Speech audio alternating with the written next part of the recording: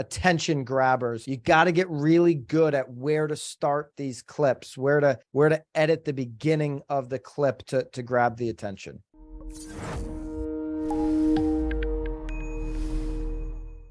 All right. This is Pavel with the Leverage Podcast, and we are talking to two very famous guys from Broke Agent Media. Broke Agent Media is a well-known community, been started by Byron and Eric, Byron Lazina, Eric Simon. Hey guys, how are you? Doing great. Thanks for the introduction to myself and Eric, and to formerly Broke Agent Media, now BAM. Just BAM. So it's basically BAM. I love that better, actually, dude. It's just BAM. It can mean big ass media. It can mean broke agent media. It can mean big agent media. It can mean whatever you want it to mean, but it's just BAM. We're on the scene. Awesome. Awesome. Badass media, Pavel, because you know there's some other media out there that's old and stale, and BAM is coming in and cleaning it up. Draining the swamp, brother. That's right. I love that. I love that. Correct. So, guys, you made a really great mark on the real estate industry by using the humor and the memes as a vehicle to connect with your audience, right? So I know you founded this cool company that used to be called Broke Agent Media. Broke ass media. It's a Freudian slip, guys. You know. Right. So can you tell me about yourself, guys? Can you tell our audience about yourself, who you are, what you are? And a lot of real estate agents know about you. Those who don't, tell them what BAM is. We'll start with you, Eric. Yeah, I started the Broke Agent 8 years ago, which is crazy to think about it. When I was a young, struggling 24-year-old real estate agent in Los Angeles, I was sitting dead open houses, cold calling, door knocking, completely failing at every activity I was doing in real estate, and I was losing my mind, and founded the Broke Agent as a place of solace and refuge, where I would tweet out the inner monologue of struggling realtors and talk about all of the horrific experiences I was having. It started off really dark, actually. But it picked up a lot of traction very quickly, because I feel like at that time, I was the only one in the real estate industry who was voicing the opinion of an agent who wasn't crushing it, because all you saw was just nonstop success stories. You saw Gary hustle porn culture, porn. You saw the Ryan Serhants, and just every agent was crushing. And I was like, I'm going to take the opposite angle, call it the Broke Agent, and talk about the stuff that's actually happening in the trenches. So picked up a lot of steam, built a really big following for 6-7 years, and then started to evolve the brand and start helping agents with social media, did some ebooks, and then connected with Byron at a couple of real estate conferences. We were like, we need to blow this thing up and create an actual media company. So I'll let Byron take it from here. There we go. So basically, you were trying to build the audience, as we all know, like in real estate, 20% of agents make all the money, where 80% struggle. So you picked up the 80%. Yes. Well, we actually picked up 99%. Who can relate to you? Yeah, we picked up 99%, I'd say, at this point, because you don't have to be a struggling agent to relate to the humor. You could be any agent. So that's why it works for everyone. Everybody has been through ups and downs. Not everybody's always constantly rolling in Porsche and closing multi-million-dollar deals. So So Byron, with what Eric did with the Broke Agent account, it was unique to the industry. Because like Eric just said, no matter what level you're at, you're going to have, a month, you're going to have a stretch where things aren't always perfect. And it really spoke to the realness of the industry. And, real estate as a whole, agents, and just the way the whole thing operates has been completely stuffy for a long time. In reality, when you think about the real estate industry, the residential industry, it's been like a good old boys club, or, it's been the same. I mean, you look at NAR, how many people there have been there for decades, and the salary just keeps going up. And so, I think it's quite a big racket. The tradition of how the residential industry has kind of operated, and we're coming in as that new media company and breaking things up, sucking out the stuffiness of this industry, and we're going to keep it real. There's no question about that. I had a media company that was servicing real estate teams and agents, and had really great staff, and kind of built that up really to put out my own content in the beginning, for my own business. And then it made sense to really take that talented group and combine it with what the audience Eric had built to build the #1 media company in real estate. And so BAM is the umbrella of everything that we do, whether it's the Broke Agent account, Bad Real Estate Picks, the BAM YouTube, Continuing Ed YouTube, Now BAMX, where we have, the #1 platform for your edutainment. So if you need a course, if you need an ebook, if you need live streams, you're going to want to become a BAMX member. And so we've got the referral network. We've got all of these vetted out. Basically build out the ecosystem, the BAM ecosystem that.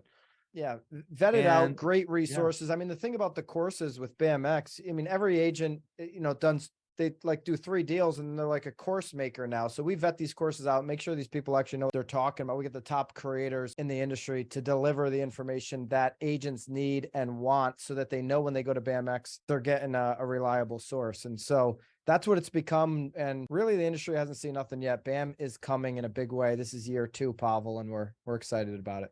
Oh, it's only year 2, dude. We had our 1-year anniversary.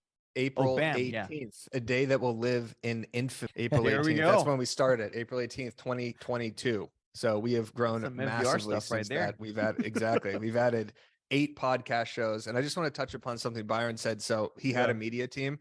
I met Byron at a conference, but I first met him virtually because he had a podcast back in, 2015? I want to say it was 2015 or, beginning of 2016 when the Broke Agent first started, and he had myself on as a guest. So he's been doing the podcast digital media space like far before anybody else in the real estate industry. So he was way ahead of the game with that. And that's really helped us grow just with that podcast knowledge. I mean, I love this whole failure to success story you got, basically, because you started out by being a failing real estate agent or broadcast agent. I was embellishing. I wouldn't call myself a failing agent. I was just talking about all the funny shit that happened to people. Yeah, that's amazing. Yeah. And you guys grown to a great media company that's everybody's worth their salt know about you guys, and you've really grown, which I really love. And I get your newsletters with the content. The content is amazing because it hits the pain point that agents see right now in the industry, and especially in this market right now, where deals don't just fall into the laps, and a lot of agents are sitting and wondering what's going to be happening next, where the deal's going to come next. So who's actually coming up with this content? Who's your content director, guys? Who's actually building that for you? Well, we're all coming up with the content. Byron has 3 shows. He has the Real Word podcast. He does the Hot Sheet every day, the Daily Live show, and then he has the Knowledge Brokers podcast. I have 2 sponsored by Virtudesk. Exactly. I have the Overask podcast with Matt Leonetti and the Walkthrough podcast with Dan O'Neill, and 2 rotating characters in the real estate industry. We have amazing writers coming up with blogs. We have a video clips team, and I'm posting the Instagrams, Facebook, and kind of helping with the direction of it all. But it is a total team effort. And now we have all these incredible creators that we're signing on to that are helping us create the content. Awesome. And you guys obviously probably have a big team of people helping you to run the show between you and Byron, right? I mean, we have a big team for where we are at this stage of the game, but a very small team, relatively speaking, to, if you compare it to another media company. I mean, we're like a SEAL team, in the sense that we're, the in-house BAM team, not talking contributors or creators, is like 12 or 13 people, So, and we do that in a variety of ways. W-2s, we're a remote company. We have Virtudesk VAs helping us in the company. I think we have 3. I have VAs in both companies, so the team in Connecticut as well as BAM. I think we have 3 VAs just helping in BAM alone. So we're doing it with again, W-2s, owners like myself and Eric, and then as well as VAs. So we're getting it done every way we can, Pavel. Yeah, and I know we're the only VA company that's collaborating with you guys and working with you as far as we're doing this collaboration and share tips and everything.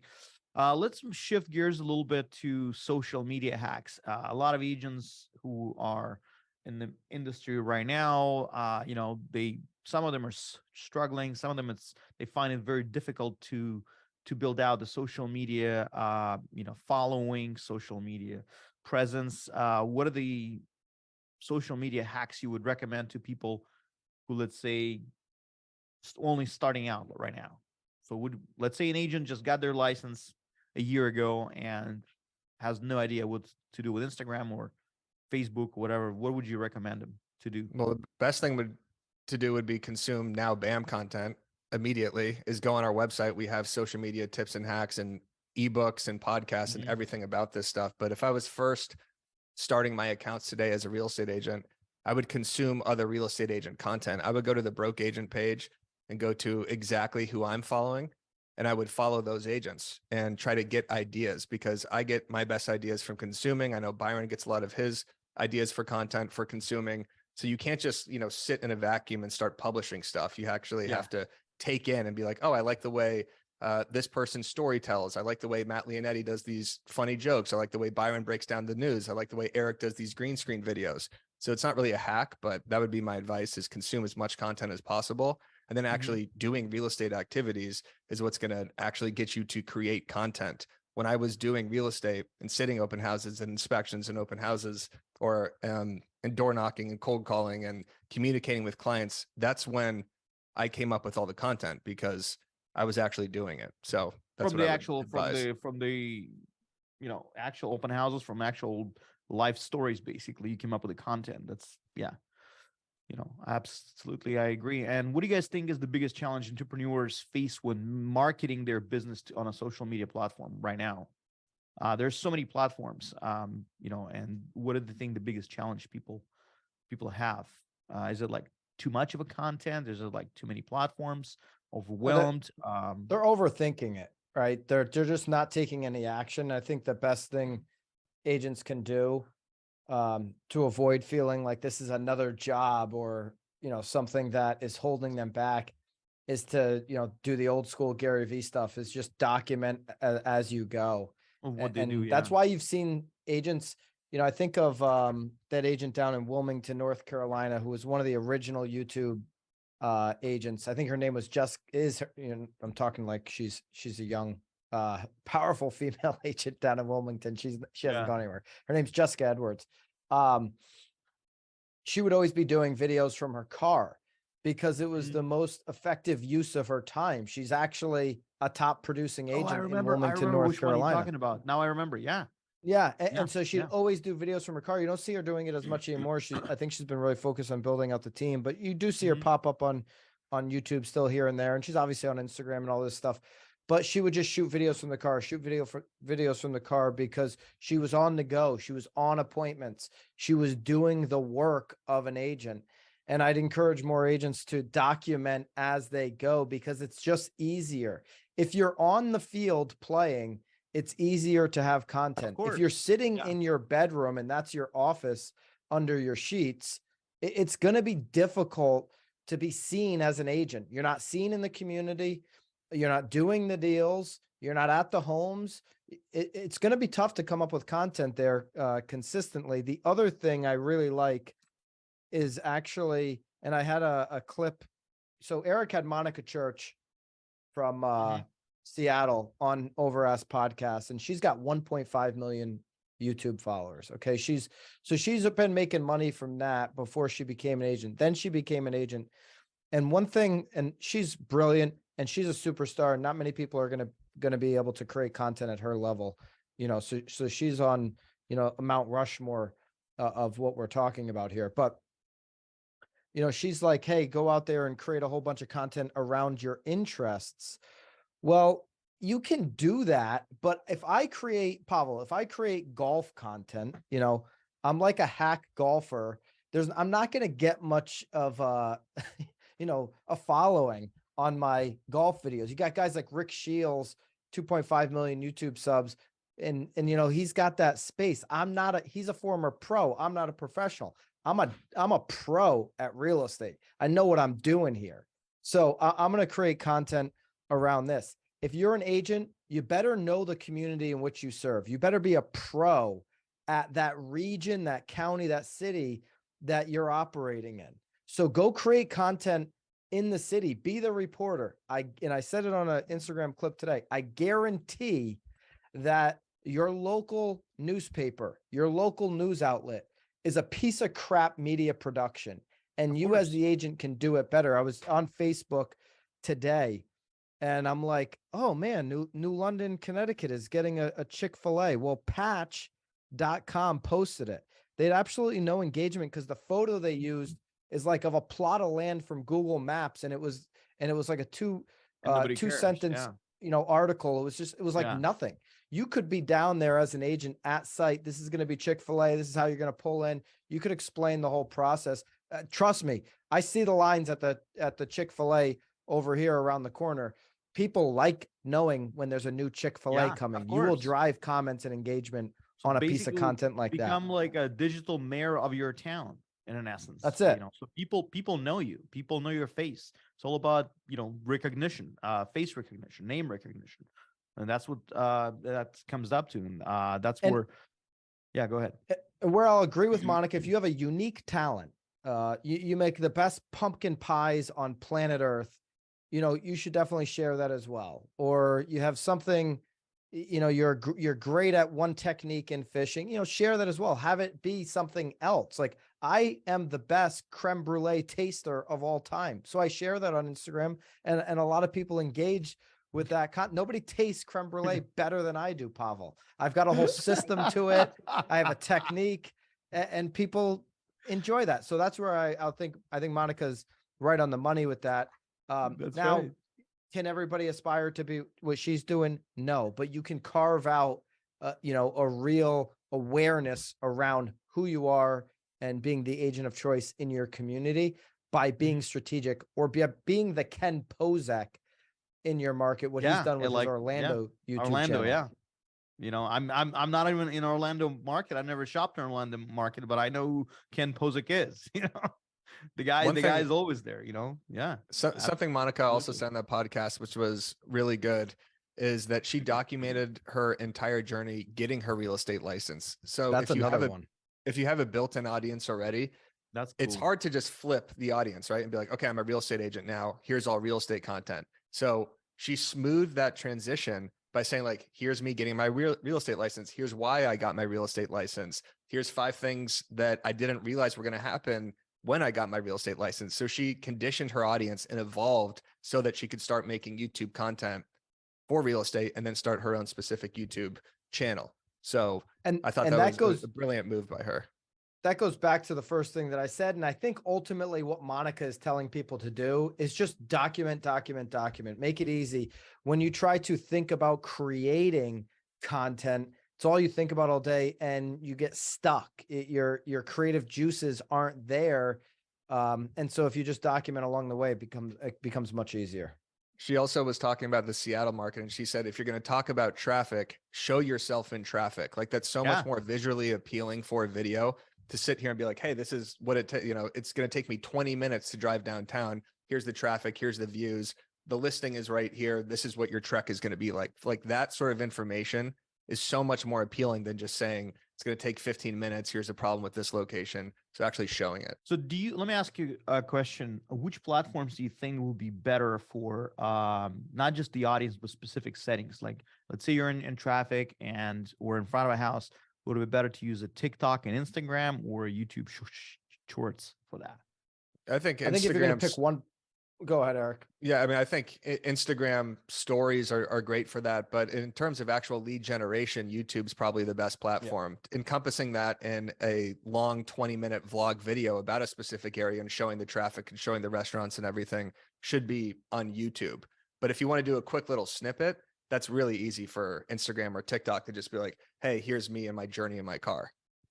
Yeah. Another thing go ahead, Myron. What we're finding with what we're building at BAM and all the creators we're working and all the case studies that we're looking at across the country, it's for sure, if you can only focus on one, YouTube, because it's going to give you the short, it can give you the middle content, it can give you the long form content, it can give you the live content, and it's got that searchability that Instagram and these other channels don't have. You're never going to go on to Instagram and search, certain location. You might search a restaurant. I'll do that on Instagram. If I'm going out to a new restaurant, I want to see what they look like on Instagram, but you're not going to search how to get, you're going to do that on Google. And obviously Google's going to push YouTube video towards you.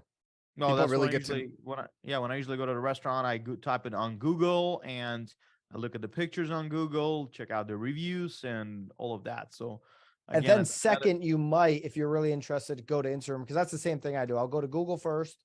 yeah, And then if I'm really interested in getting more feel, I might go to Instagram from there on a restaurant, because see the what food people is so showing, yeah. visual. But most things we're searching it's happening. It's always usually happening Google first. And then that's going to be an easier navigation to YouTube, got it. or directly into the search bar on YouTube. Go Yeah. ahead, Eric. You could also just grow your YouTube channel so much more quickly than an Instagram following because of that searchability, because people are searching those titles. And you don't need 10,000 subscribers to get leads on YouTube. You only need like 300 or 400 local active subscribers. So Yeah. on Instagram, you have to build an audience of 5,000, 10,000 people to actually get those conversions. But your YouTube conversions are just so much more potent than Instagram. And also, people, when they watch you for 10 or 15 minutes on a YouTube video, they're more likely to trust you than, a 30-second Instagram reel. I always tell the story of, I had a video with literally a dozen views, and I got my first new development out of it. And I sold the last 9 homes in that new development. So 9 sales of like $400,000 to $500,000 each. And it was one of those views being the right view that got me in front of the builder and got the deal. So very, very powerful. Still today, it's going to give you the longest shelf life on your content as well. So, but you can, So YouTube basically, then yeah, YouTube. YouTube. I'd make that your pillar, your main spoke, and then you can you can pull off of that and build into your Instagram, build into your Facebook and other places. Not a lot of agents know how to edit the videos or make, create subtitles or even like to cut them. So what would you recommend to somebody who, let's say, is not so much video editing savvy person or not tech savvy? I mean, at least they can hit the button to record on the phone, but what The first thing you should do is go to nowbam.com, hit the BAMX tab, and sign up for BAMX, because we'll teach you whatever stage you're in, whether you're going to manage a VA, whether you're going to be editing yourself, whether you're running in-house editing team. We show you exactly how to do that. So get into BAMX for all your video editing needs. And we do everything. We have W-2s. So, we're experts in the field matter of video editing. Nobody pumps out faster, better clips from podcasts than BAM. Period. End of story. There we go. Bam. And so, we've got an in-house team. We're using virtual assistants from Virtudesk on our video editing. We have a process on how we do it. We know how to do it in the phone. We know how to do it on Adobe Premiere Pro. And so there's a lot of different ways you can do it. I think you got to have captions right now, because a lot of people are watching. And that's why you've seen everybody, kind of, get on the copy train with the captions over the last couple of years, because so many people are consuming video without listening. So you got to do that at a bare minimum. And then you just got to, like Brooks Landry, we had an ebook that we produced with Brooks, where it's talking about the hooks, talking about those attention grabbers. You got to get really good at where to start these clips, where to edit the beginning of the clip to grab the attention. Exactly. Eric, what do you want to add to that? I'm sure you got. Go ahead, Eric. Yeah. And then after the hook, it's all about quick cuts. So anytime you have downspace in a video, if there's if there's slow transitions, if there's no movement, that's going to hurt the retention of your video. And if there's no call to action, that's also going to hurt the engagement of your video. So anytime you're editing these reels, you have to be like, okay, can I cut this out? Can I cut this out? How can I get to the point quicker? How can it be visually appealing? How can there be multiple settings? Because the eye is just so trained to keep scrolling. You have to be popping up all over the place. That's why in the green screen videos that we film, you'll see my head or whoever's head is actually filming it popping up in 5 or 6 different locations within that article to keep that retention. And retention, right? Like the headlines of an article behind you, and your head is talking about it. This is really attention grabbing. Exactly. technique. I really love it, and especially everybody's looking at the headlines right now. So yeah. And then asking a question at the end, just literally simple as saying, what are your thoughts about this topic? Getting people to engage in the actual comments and telling them what to do. That's really going to help the performance of your video. But retention right now is the number one thing that every single app is looking for. How do I keep people on my video the longest? As long as possible. Well, I mean, you only have like 2-3 seconds to capture their attention at the beginning, so that's why it's very important to show something in the video that would. I mean, and I think the headline of an article would be first attention grabber, not just a talking head, but they're gonna read the article, and where you actually talking about it, that's where they could switch. Okay, let me see what this guy's actually saying. So, oh yeah, I can agree with that, or I don't agree with that, so they can comment, and that's where engagement is formed. And I think Instagram algorithm is built that way, that they love engagement and they encourage engagement. So the more you engage and comment, the more your profile is going to be visible to other people. So exactly, something to keep in mind. So guys, let me switch gears a little bit. I know we're almost out of time, and you guys been using Virtudesk VAs. How's it going for you? It's going unbelievable. I've used VAs in my real estate, my Connecticut team, and we have VAs there, and we have VAs in BAM. But I've been using VAs even before I met you guys, Pavel. And how many years? We've been probably 6-7 years, maybe 6 years, anyways. And so Carolina, our operations manager, once we met you guys, she's like, "Hey, they got everything streamlined. It's all systemized for us." And so we've been hiring all of our VAs with Virtudesk. And I think people don't understand what the benefits of virtual assistant can be. We find that virtual assistants coming from Virtudesk are very educated. Most of them are more educated than me, by the way. They got higher levels of education than I do. So very, very smart, intelligent people who are pretty versatile, who can get a lot done. And so once you figure out kind of what their best strengths are going to be, you're going to learn that very quickly. If you're a good operator, if you're a good leader, you could put them in a great position to succeed and be a valuable member of your team. And so, from video editing, from executive assistant work, to like on the real estate team, okay, we've got our entire transaction team is virtual assistants. All of our TCs are VAs, and they're the best. They're the best in the market. I mean, we did 700 transactions last year. That was number 1 in Connecticut. It's all VAs running the transactions. The attorneys love we're an attorney state up there. Love our TC team. Yeah. So, it's been very productive for us. It's a way to scale in times that are uncertain. If you're only pulling back right now in 2023, 2024, 2025, when transactions go back up, your business is going to suffer. You're not going to be in position to take advantage of that. And so virtual assistants is a way to keep growing at a reduced risk. And you get the Amex you points. don't pay so as there's much. Nothing better. Yeah. And guys, what would be your advice to agents who got their license within the last couple of years and experiencing now the market that everybody's experiencing? And what would be your advice to them? My advice would be right now, I don't know when this pod's coming out, Pavel. When's this pod going to get released? Probably next week. Next week? Yeah. Okay, so then right now, these next 90 to 120 days is going to make your entire 2023. Quarter 4 is going to be ugly for a lot of real estate agents in this country. So don't get too high on your own supply. The spring market, all these buyers, they're perceived buyers. It's actually down 28% according to, mortgage applications. You got the same amount of cash buyers. You don't have more cash buyers. So the demand is not increasing, it's decreasing while sales are decreasing. And you're just feeling like it's up because inventory is so low. So be wary of quarter 4, but understand that 2024, 2025 are going to be monster years in comparison to this. If you build the foundation now, you take advantage, put a few shekels away in quarter 2 and quarter 3 of 2023, you're going to be able to take advantage. it means you've got to do more right now with less. You've got to be ultra aggressive.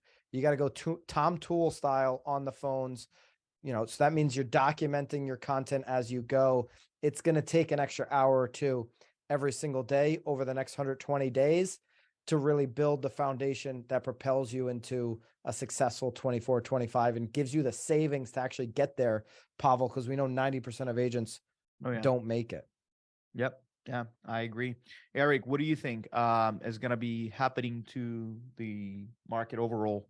As Byron already touched, that this year is going to be rough. Probably better terms to put it, we experienced in 2021. So yeah, I leave the market talk to Byron because he's still in the real estate game. I'm in the content game. So my advice for agents would just be to double down on educational content, edutainment content.